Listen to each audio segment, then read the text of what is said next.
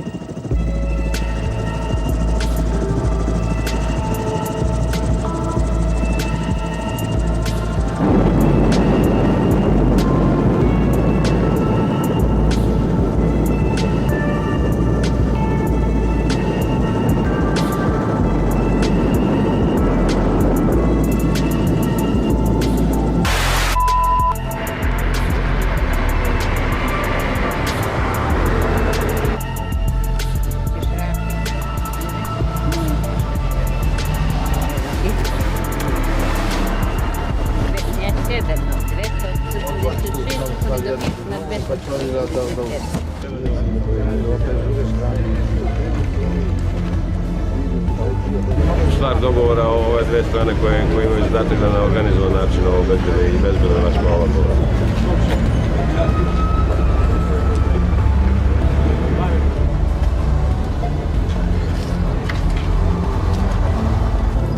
Well, government appealed and launched an action for refugees from Kosovo and Metohija to return back to buildings in streets patrolled by nervous police, evidence of the finality of the mass exodus. Serbs, fearing reprisals from the Muslims, left many of their homes in ruins. NATO Commander Admiral Leighton Smith toured the stricken suburbs together with European peace mediator Carl Bildt. Their mission to persuade people it's safe to stay. We've been trying to arrange things as well as we can. At first, these angry and very frightened people listened in sullen silence to the words. But then Serb rebel leader Milorad Krasnik also tried to stop the exodus. His pleas met angry jeers. The NATO commander's turn was next. He promised protection for remaining Serbs. I assure you that the purpose of our forces is to facilitate the implementation of the military aspects of the peace. The commander soon left. The doubts, however, lingered. Outside the capital, in places like Pale, the flood of tens of thousands of Serb refugees is proving a massive headache for international aid organizations. Women and children, young and old, and homeless and hungry. The aid groups say they're overwhelmed by the sheer scale of the exodus from Sarajevo. Despite the best international efforts, peace and prosperity in Bosnia remains elusive.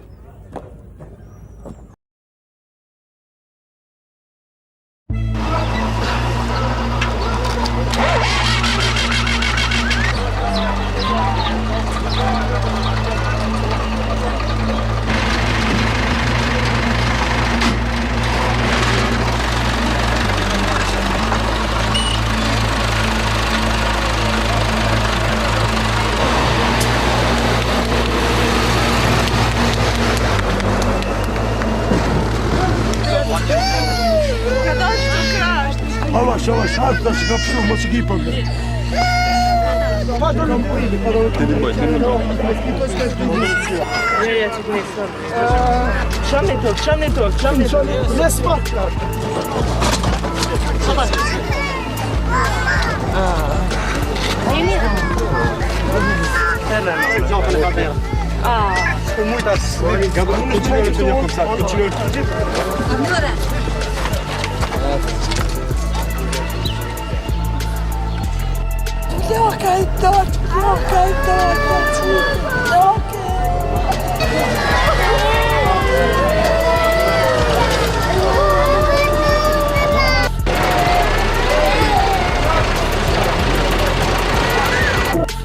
Kada ka thonë të shpejt për Shqipni se këtu është Serbi.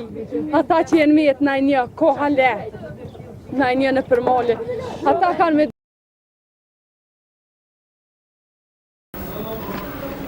Što je bilo, bilo.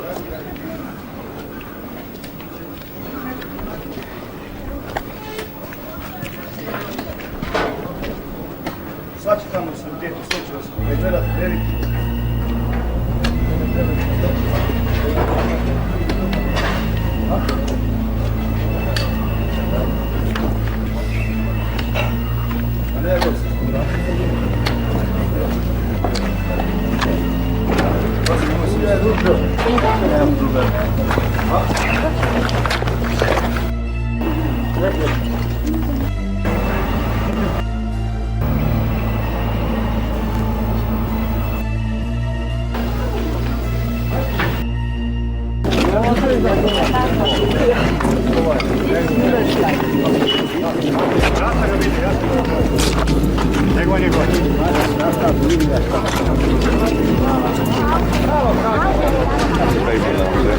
Gdje je Jole?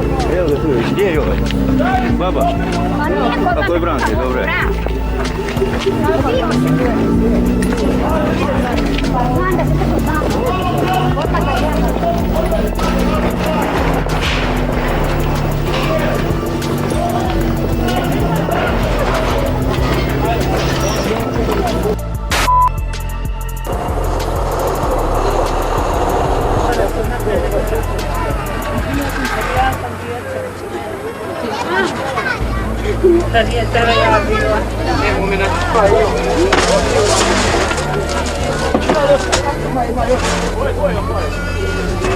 Odakle?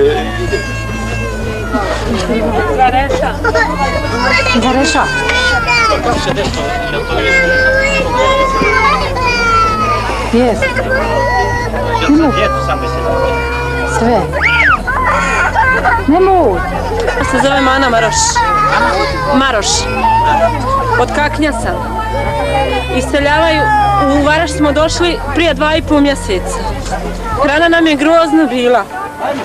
Sad iseljavaju žene, malu djecu i stari, a sposobni su svi ostali. U Varešu. U Varešu su nas napadali mještani svi. To je bilo Bože, sa puta nam dovuku vode ili u 3 nedelje. Ako otiđeš na izvor, svi mještani napadaju, ne daju nam se oprati. Mještani u Varešu gdje smo bili iseljeni. Hrvati. Hrvati, sve Hrvati. I napadaju nas da su bolji muslimani. Mi smo Hrvati isto. Znači ovdje su svi sada Hrvati. I ovdje su svi Hrvati. I vi bježite od Hrvata? Ne, mi bježimo od muslimana. Od muslimana? Yes.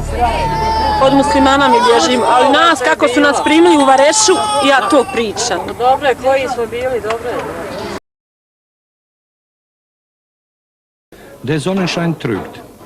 Die Temperatur sinkt nachts bis auf 10 Grad unter Null, denn das Lager liegt in 1800 Meter Höhe. Die Menschen leben in ehemaligen Viehställen. In diesen Raum drängen sich 700 Gefangene. Sie sind ausgehungert bis auf die Knochen.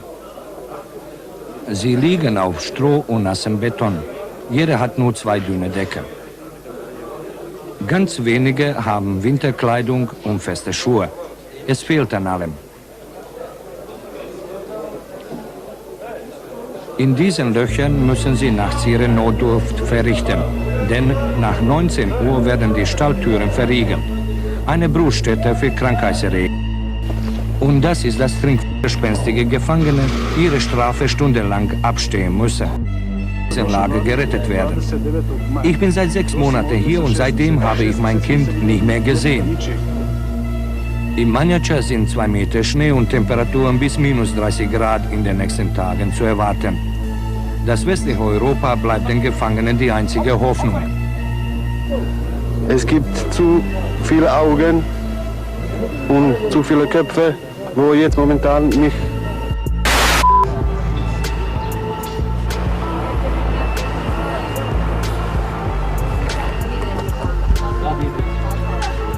hell they need a doctor. Listen to me. We have another way in to the camp. It's 1 kilometer in that direction.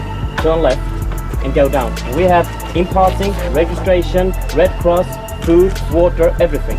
They have to turn those buses and go the other way down.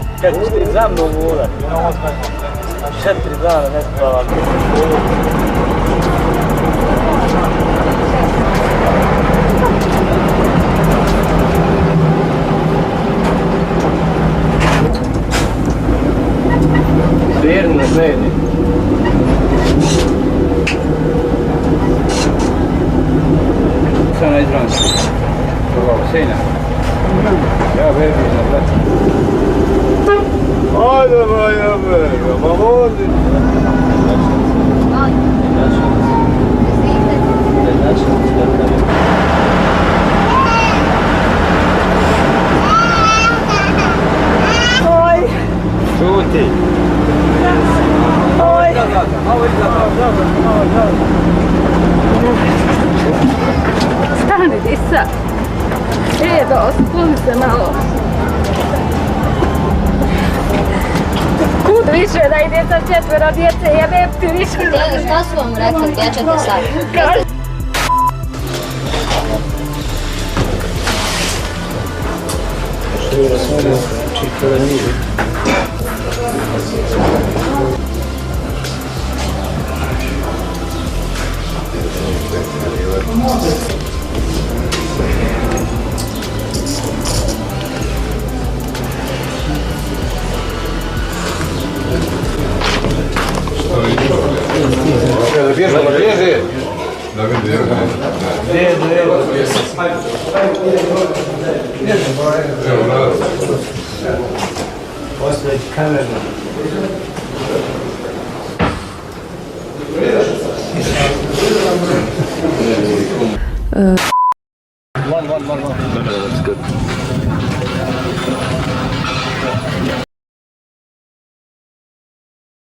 This is the second time Halime Adam Musa has lost her home.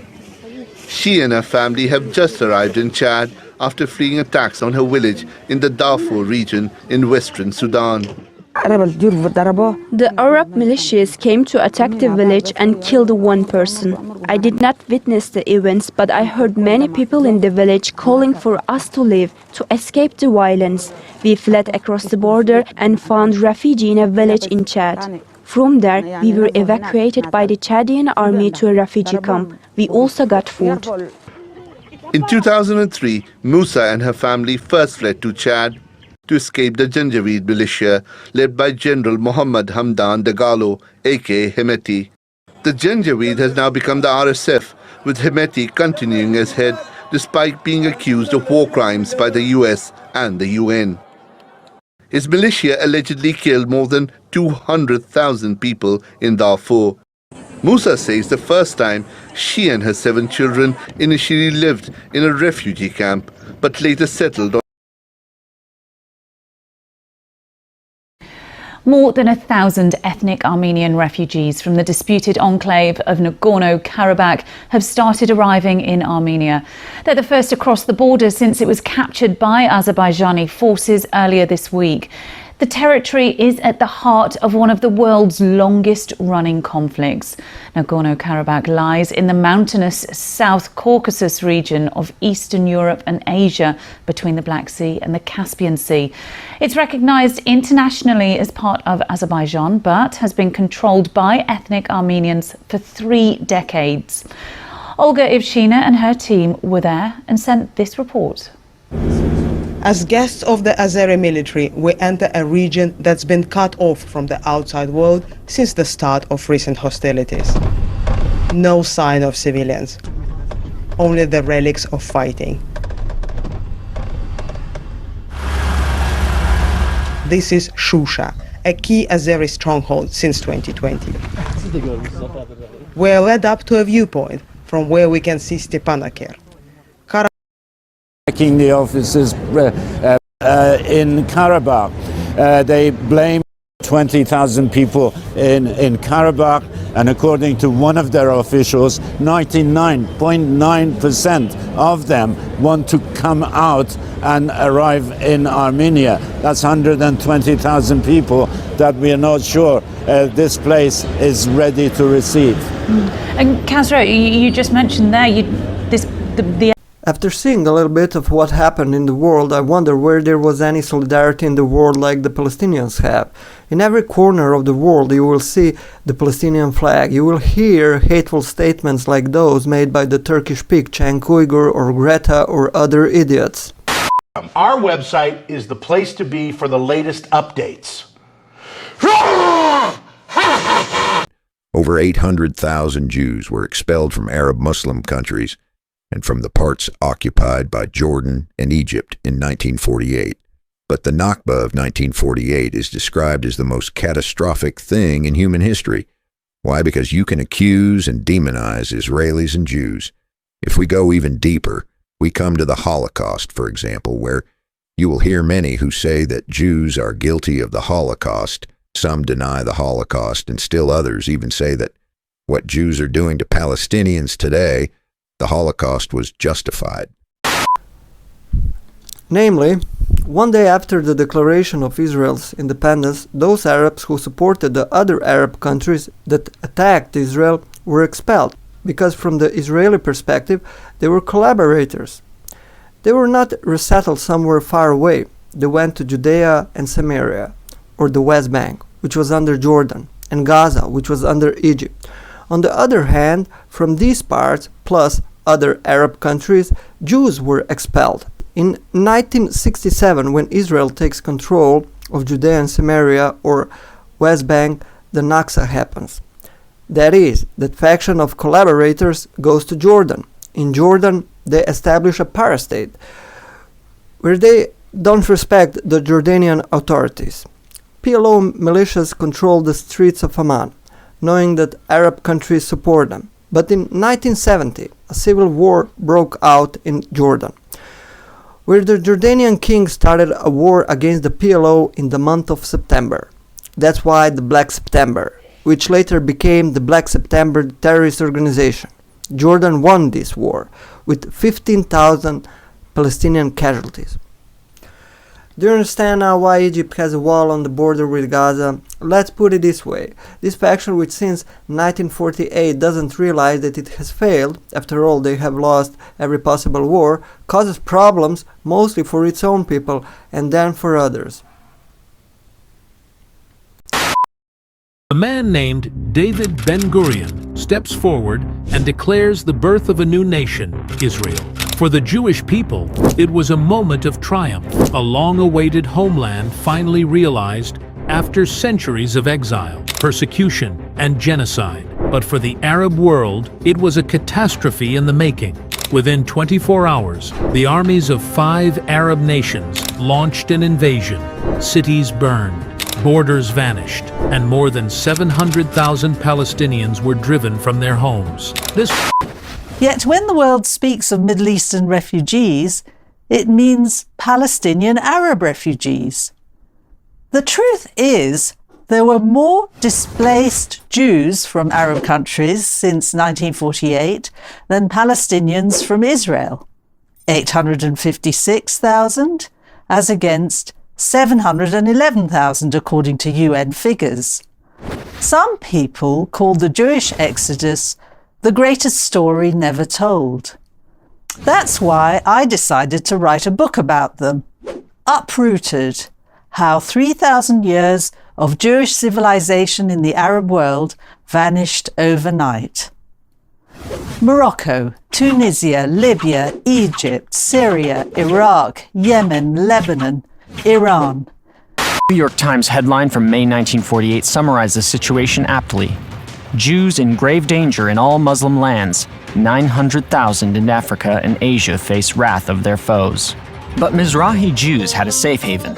True, their destination was a tiny, desperately poor country embroiled in a war against 6 much larger nations. And yes, it was bursting at the seams with refugees and survivors from all over the world. but it was also a place toward which Jews had directed 2,000 years' worth of prayers. And it was, and remains, the only country in the world that provides Jews with refuge, no questions asked. All told, nearly 600,000 Mizrahi Jews streamed into Israel between 1948 and 1972. Most were destitute, their property seized by the governments of their former homes. The total value of the assets stolen from Mizrahi Jews by Muslim governments is estimated to be worth $6.7 billion in today's dollars. But Mizrahi Jews who emigrated to Israel brought with them a different kind of wealth, that of a rich culture. They spoke Arabic, marked auspicious occasions with henna ceremonies, and read the Torah with lilting inflections. Uncomfortably for the Ashkenazi establishment, Mizrahi Jews bore a deep cultural resemblance to the country's highly unfriendly neighbors. Plus, many of the die-hard secularists in the government disdained the piety of the recent immigrants, who clung tenaciously to their religious traditions. As you might imagine, the transition to Israeli life was rockets made of corrugated tin, called ma'abarot. Singer Ofra Haza led Israel to a second-place victory at Eurovision in 1983. A year later, Iraqi-born Rabbi Ovadia Yosef, a hero to Israelis of all backgrounds, established a major political party called Shas to represent Mizrahi interests. Today, Mizrahi culture is almost synonymous with Israel. Turn on the radio, and you'll likely hear the silsulim and ma'awalim of traditional Mizrahi conflict. But I would argue that minorities with no Israel of their own, Copts, Berbers, Kurds, Assyrians, Yazidis, have also suffered from the Arab world's inability to tolerate difference. No Jew still calls himself a refugee. No Jew still calls himself a refugee. No Jew still calls himself a refugee. They all built new lives in Israel and the West. Why is the issue still relevant, you might ask? It was the beginning of a conflict that would redraw the Middle East and echo through generations. This is the story of how one war created two futures. Welcome to Arahive, where history speaks, and today we dive into the first Arab-Israeli War of 1948. May 14, 1948, the world held its breath. On Rothschild Boulevard in Tel Aviv, under a portrait of Theodore Herzl, David Ben-Gurion stood before a small gathering and made history. The State of Israel is established. With those words, after nearly 2,000 years of diaspora, the Jewish people had a state. Crowds danced in the streets. The Israeli flag flew proudly, but behind the celebration there was urgency, fear, and the smell of war. Ben-Gurion's declaration spoke of freedom, equality, and peace. It promised rights for all citizens, Jews and Arabs alike, without discrimination of race, religion, or gender. But for Palestinians, this moment marked not freedom, but displacement. Hundreds of thousands had already fled. For them, the creation of Israel wasn't liberation. It was a catastrophe, al-Nakba. Meanwhile, just hours after Ben-Gurion's speech, British rule officially ended. Was more complicated. The Arab armies didn't trust each other. Each had its own goal, not to save Palestine. Was more complicated. The Arab armies didn't trust each other. Each had its own goal, not to save Palestine. Was more complicated. The Arab armies didn't trust each other. Each had its own goal, not to save Palestine. The war had reached a stalemate. The Arab armies had advanced, but Israel had not collapsed. Then, the United Nations brokered a 4-week ceasefire beginning June 11th. What happened next would change the course of the war. Israel used the truce not to rest, but to rebuild. While the Arab states struggled with logistics and disunity, Israel transformed. Thousands of fresh recruits were trained. Weapons, many smuggled in from Czechoslovakia, began arriving by ship and air. Tanks, rifles, and ammunition flooded into Israeli stockpiles, defying the arms embargo. The ragtag militia became the Israel Defense Forces, IDF, in the region. And it worked. By October 22nd, Beersheba had fallen. The Egyptians were in full retreat. One of their brigades, over 4,000 soldiers, became completely encircled in the now famous Fallujah pocket. The Negev was now firmly in Israeli hands. But the price? Thousands displaced.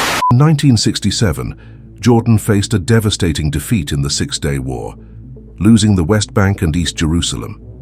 As King Hussein struggled to rebuild, a new challenge emerged within his own borders: the rise of Palestinian Fedayeen fighters who established an armed stronghold within Jordan, defying his rule and creating a state within a state. Arab solidarity with the Palestinian movement was at an all-time high, with countries like Iraq, Syria, Saudi Arabia, and Libya openly supporting Palestinian resistance groups operating within Jordan. This overwhelming regional support made it nearly impossible for King Hussein to take decisive action against the Fedayeen, even as he saw his own authority eroding and Jordan's sovereignty slipping away. Tensions finally escalated to Black September.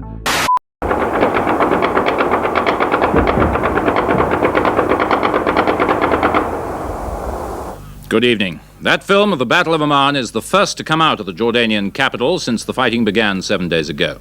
It was flown out today by one of our two reporters in the city, Keith Hatfield, and we'll be showing you much more of it in just a moment. But first, the headlines on today's fighting. King Hussein has claimed that his forces in the north have given the Syrians a bloody nose, and the towns of Erbid and Ramta are said to be in royalist hands. His commander-in-chief, Field Marshal Majali, says that the Syrians have retreated in disorder back into Syria, and his forces now hold the vital crossroads south of Ramta, the key to the guerrilla supply route to Amman. Majali's claim is supported by Israeli observers and by Sandy Gall, who's in Syria. He saw the Syrian-based tanks pulling back. But earlier, the guerrillas claimed a major victory at Ajloun, and they said it was one of the fiercest in the campaign. Well, that's the situation in the north. But in Amman itself, the position seems to be this. Guerrilla snipers are still holding out in the old center of the town, with the army using artillery and tanks to blast them out. But the main fighting in the past 24 hours has been in the two refugee camps, Jebel Hussein and Jebel Huadat. The Jordanian army began firing its artillery into the center of Amman.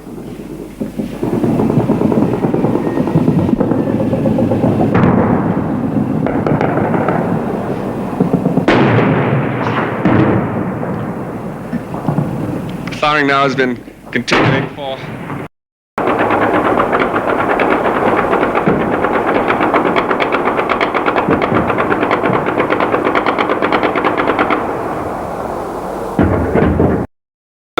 the American embassy and the British embassy were shelled by guerrilla mortars. A Swedish cameraman filming from a balcony was wounded in the leg by sniper fire.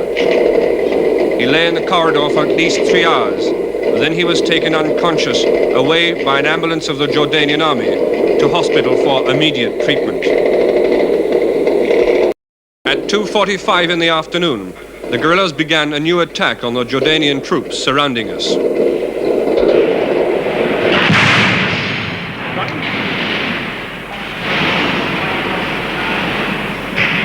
That was mortar. We're caught in between crossfire. When the Jordanian military launched a brutal crackdown on Palestinian resistance groups. In this video, we explore how King Hussein navigated these formidable challenges, the brutal battles that followed, and how his decisive actions reshaped Jordan and the Middle East. Following the loss of the West Bank and East Jerusalem in the 1967 Six-Day War, over 300,000 refugees poured across the Jordan River into newly established camps around Amman and other cities. With this influx, Jordan became a base for the Fedayeen, guerrilla fighters committed to resisting Israel. They entrenched themselves in Jordan, particularly in the Wehdat and Al-Hussein refugee camps, which soon became known as independent republics. The Fedayeen operated as an armed state within Jordan, controlling large parts of Amman and disregarding Hussein's authority. Under Yasser Arafat, the Palestine Liberation Organization intensified guerrilla attacks against Israel from Jordanian soil, making the border town of Karameh their headquarters. However, the PLO struggled to maintain control over the various Fedayeen factions, which frequently split, merged, and competed for recruits by adopting increasingly radical positions and escalating attacks from within Jordan. On March 18, 1968, a mine detonated near an Israeli school bus in the Arava region, killing 2 adults and injuring 10 children. In response, on March 21st, the Israel Defense Forces launched a large-scale assault on Karameh.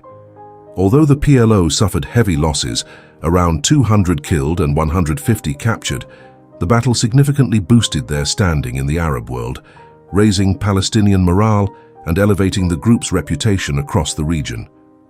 These ongoing attacks not only brought Jordan closer to conflict with Israel, but also further emboldened the Palestinian resistance, making it increasingly difficult for Hussein to rein in their influence. The Fedayeen were fighting on 2 fronts, waging war against Israel while also challenging the Jordanian state. In one instance, a Fedayeen group called Al-Nasser clashed with Jordanian police, prompting the Jordanian army to intervene. To contain their influence, Hussein reached a 7-point agreement with Palestinian organizations, banning public displays of weapons, prohibiting roadblocks, preventing ammunition storage in civilian areas, and requiring permits for demonstrations. However, the Fedayeen did not honor the agreement. Without a central authority, the various factions continued to consolidate power independently, encroaching on Jordanian state authority by setting up checkpoints and collecting taxes. As the Fedayeen increasingly acted autonomously, the Jordanian army began pressuring Hussein to take action, as the Palestinian presence within Jordan was beginning to overshadow the authority of the state. Yet taking action against the Palestinians was anything but straightforward. Using force to expel the Fedayeen risked alienating Jordan's Palestinian population and provoking outrage across the Arab world. Hussein's options were limited, as Libya, Saudi Arabia, and Kuwait not only provided Jordan with financial aid, but also openly supported the Fedayeen. Since the 1967 Six-Day War, the Arab world had stood united, and any action against the Palestinian Fedayeen could be seen as aiding Israel, carrying the risk of severe diplomatic repercussions and isolation for Jordan. Amid these rising tensions, Hussein traveled to the United States to meet with President Nixon, seeking American support to pressure Israel into complying with UN Security Council Resolution 242, which called for the return of the West Bank and East Jerusalem. Hussein believed that regaining these territories would help restrain the growing power of armed Palestinian groups that were steadily undermining his authority. However, his hopes were dashed when it became clear that Israel had no intention of returning the occupied lands. Hussein returned to Jordan to find the situation even more precarious as the Palestinians grew increasingly suspicious of his diplomacy, fearing it signaled an end to Jordan's role as a sanctuary for those resisting Israel. By 1970, various factions in the Fedayeen began openly challenging the legitimacy of the Hashemite monarchy, calling for its overthrow and the establishment of a revolutionary regime. These groups condemned Hussein as a puppet of Western imperialism, a reactionary, and a Zionist tool. In February of that year, King Hussein met with Egyptian President Gamal Abdel Nasser in Cairo. Nasser agreed to support Hussein's tougher stance against the Fedayeen and pledged to pressure them into ceasing their attempts to destabilize his regime. Returning to Jordan with renewed resolve, King Hussein issued a 10-point edict to curb Palestinian militant activities, but when the Fedayeen reacted violently, he was forced to withdraw the restrictions and even dismiss his interior minister, Muhammad al-Kailani, whom they viewed as hostile.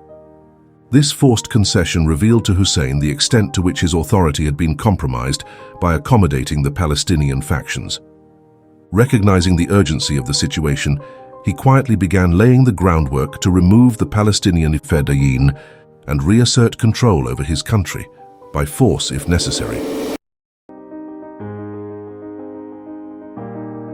King Hussein saw that his only potential allies against the Fedayeen were the United States and Israel, yet seeking their support could fuel the Fedayeen's propaganda against him.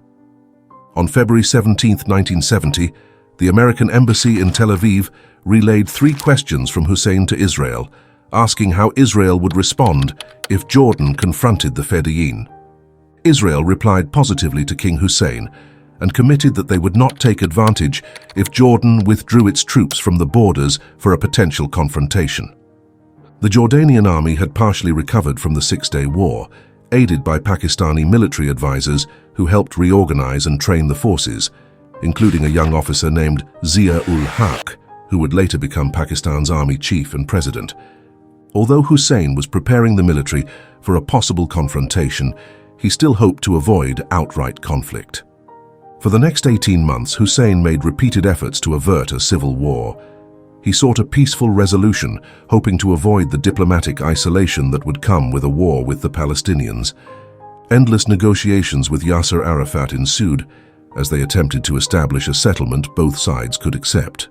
This prolonged indecision frustrated the Jordanian army, which was eager to restore order on its own terms. Complicating matters, Iraq and Syria each backed their own Fedayeen factions. Hussein knew that Iraq had a sizable force positioned nearby, an air force that significantly outmatched the Royal Jordanian Air Force, and strong ties with the Fedayeen, potentially shifting the balance of power against him in a conflict. The Jordanian army numbered around 65,000 troops, but many of these soldiers were Palestinians, whose loyalty would be uncertain in an all-out war. A premature strike against the Palestinians could have catastrophic consequences, potentially provoking military intervention from Iraq and Syria, defections within his own ranks, and a violent end to his reign. On July 24, 1970, President Nasser of Egypt accepted a US-brokered ceasefire to the war of attrition along the Suez Canal with Israel, which King Hussein also backed.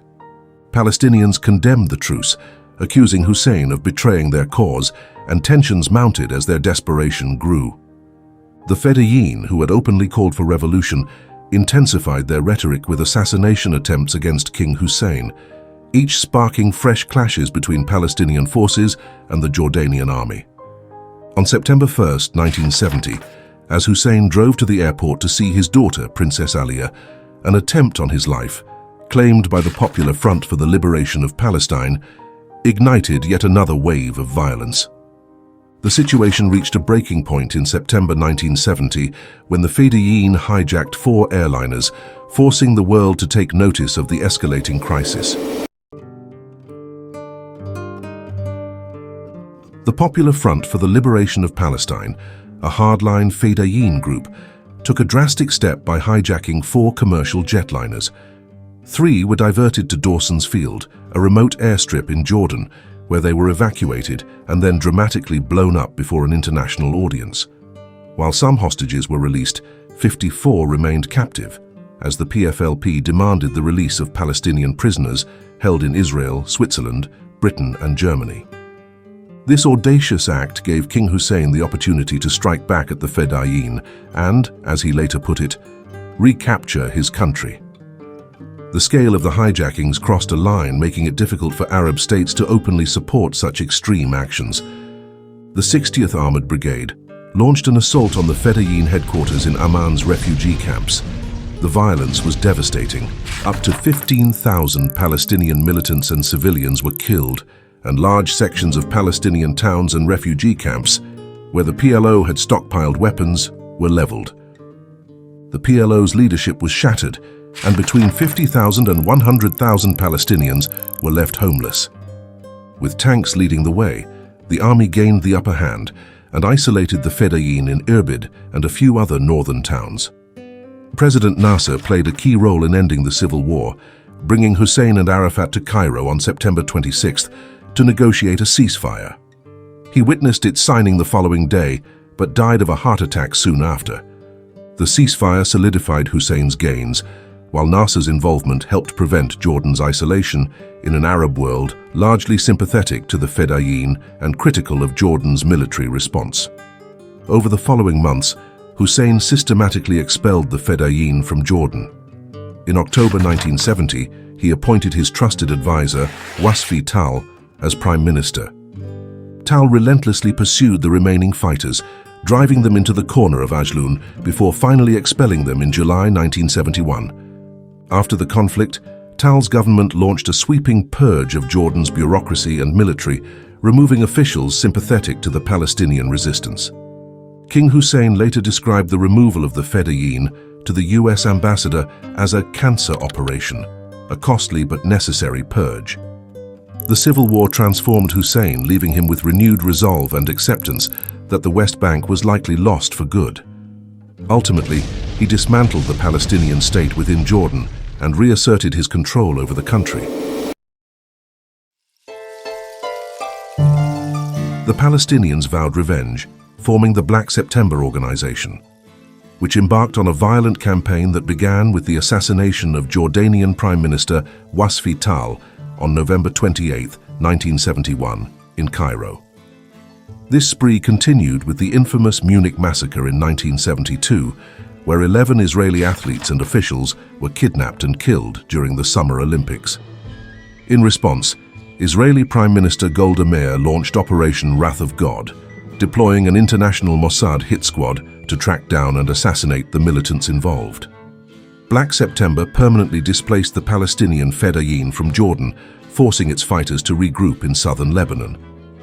In the years that followed, Iran would adopt the Palestinian cause to build up Hezbollah, a group that would grow to operate as a state within a state, and eventually overshadow Lebanon's government. While Black September's actions are condemned by Palestinians as a brutal massacre, for King Hussein, they marked the moment he decisively restored his rule over Jordan.